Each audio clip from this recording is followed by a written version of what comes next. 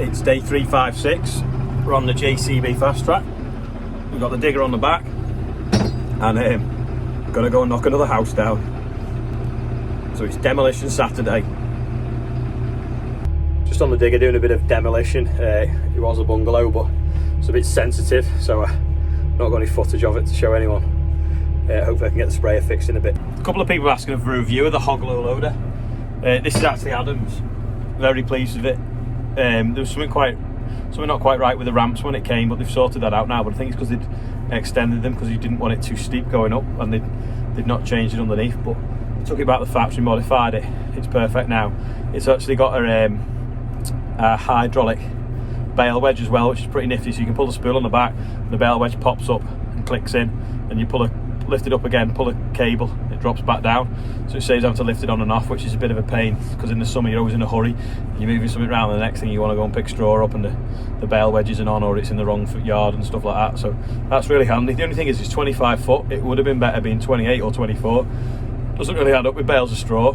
I'm not sure whether to get a 28 foot one for myself, because our 24 foot JPMs, I don't know, it's about 10 or 11 years old now, and it's not quite long enough to get extra bags of seed on the front with the telehandler.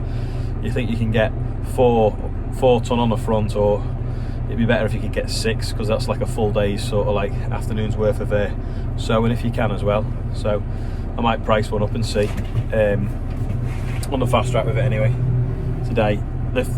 We've basically been knocking a house down for somebody, but it's got a lot of sentimental value, so they didn't really want it filmed.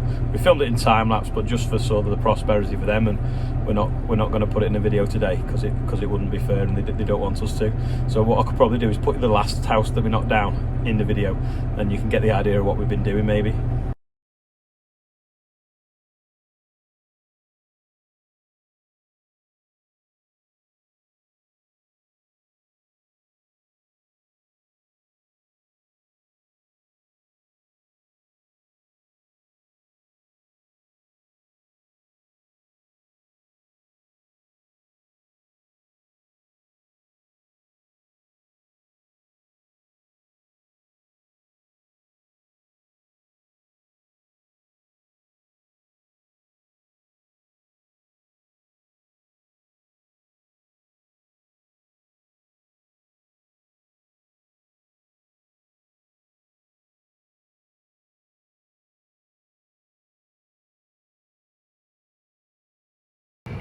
Do 6155R with the hours. And is that the joystick for the sprayer? Yeah. Do that thing with the lights in it as well. Like your mirrors. You won't get that in a Fed. It's like a bit special, that, isn't it? Back in the yard now after a bit of demolition. We'll have a close look at the hog-low loader because it's less windy now. It's on like mini super single wide tyres. It's got lots of strapping points, well made. There was an issue with the ramp, the brackets for the ramp, so it went back and got modified, but they've sorted that now. The wedge is here, that flicks up and down. I'll do a video of that when the digger's off, maybe tomorrow or Monday. Yeah, commercial axles, air brakes, LED lights. We know everyone likes LED lights. Long ramps, so it's nice and gentle for coming up with the digger. It doesn't rock too much. But yeah, good trailer. I could just do the 28 foot one now. Parts have arrived now for the sprayer. They arrived, I think on Thursday, whatever. But I just didn't get a chance yesterday. I even didn't get a chance to do a quiz question because just busy with different things. Even doing a cash flow, trying to work out whether we can actually afford one as well, and whether it's worth keeping this one and running it another year or not. But if people keep watching and liking, then I won't need to. I can swap it. You can build me one for June. Yeah, so I'll probably get that valve on that tomorrow, hopefully. See if that solves it. If not, I'll swap the pump.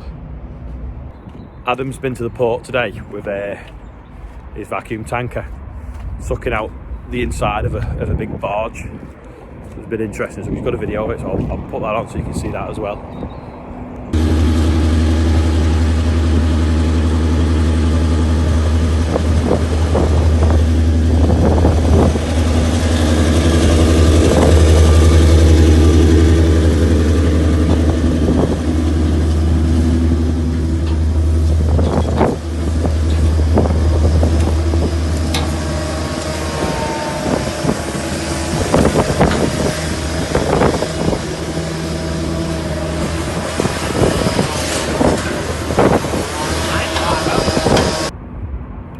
This was Thursday's quiz question, what these hooks are for on the buckets.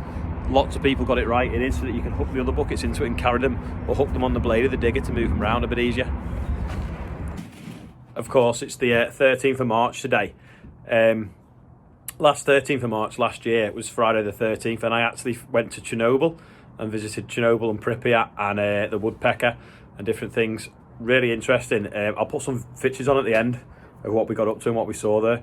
Went with some of my friends. Brilliant. We went out on Friday the 13th. It was a normal world. We came back 3 days later, landed at the airport, walked in the multi-story, and there was only our car left. The world changed while we were away. Literally, COVID bit that hard. Everything got cancelled. We were lucky to get home. We probably were in the safest place because nobody lives there. But yeah, it was really interesting. So there's the pictures. Someone might have seen the Ben Fogel visited it the other week on the telly. That's basically everywhere we went as well. So I'd recommend it to anyone. I also believe Friday the 13th of March is also Oliver Carpenter's birthday. So happy birthday, he's 5. And also Chris Parr was telling me this morning that his little boy won't go to bed until he's watched my blogs, and it was uploaded late last night because I was too busy, and he struggled to get him in bed, but apparently he watches my blogs and falls asleep. So I was like, cheers for that. I need to make it more interesting, don't I? Adam had a package arrive yesterday from Feel Alive Agri. Load of stickers and different things. Some stickers for his 3650 when he finished it. Nifty in the 3650. One for the Feel Alive in the 7.5. There's one somewhere for the fast track. Plenty in the 4.220. So you'll have to follow him on Instagram. Jack Sheffield it is. Feel Alive Agri. Have a look on Instagram for him. He does all sorts of nifty stickers and things like that. Quick progress report on Adam's 3650. He's got all his new interior now, so we're starting to put that in. The cab's all stripped out completely, ready for a cleaning and a bit of paint. It's a bit hard to see actually, it's quite dark, but it's going to have all new upholstery in it and everything like that. And you can get the cab lifted back onto it, get the bonnet sorted, and it's ready to do a day's work or sell, whichever he wants to do with it. This is today's quiz question. Does anyone know what that is?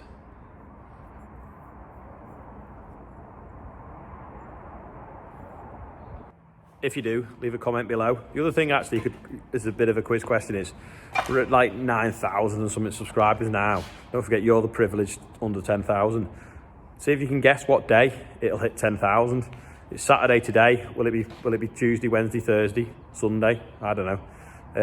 Leave a comment in the box. Hopefully we'll hit 10,000 before the year's out anyway. Loads of people keep asking what's with the road sweeper. Basically, I bought it because it was cheap, but it was quite rusted at the top, and we've kind of fixed it. But it still needs a bit of work doing to it, and there's a hydraulic pipe gone on it now, so it's been parked by the workshop ready to be fixed, but it's so low to the ground it's going to be awkward to fix. I bought it because we were doing a job and we were putting mud on the road, so I thought it'd be really handy because it's also got a big hoover on the side as well for sucking grids out. So as soon as we get a chance, it's one of them projects that we'll get when we run out of things to do, we'll get it in the workshop and fix it. But it's no ordinary sweeper, it's a sport as well.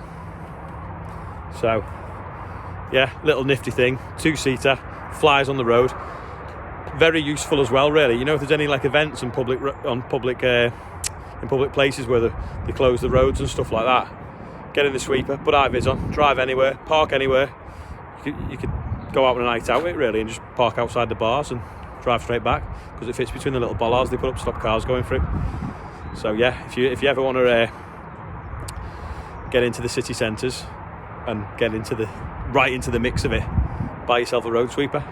That's about it for today. I know it was a bit of a short one because of the sensitivity of what I was doing, but obviously it's just a digger knocking a house down, and you've just seen that from Richard's the other week, so that's what you've just seen. Normal business will be resumed tomorrow. Thanks for watching, thanks for subscribing, and here's some pictures of Chernobyl, and can't even speak, and I really think if you get the chance, go.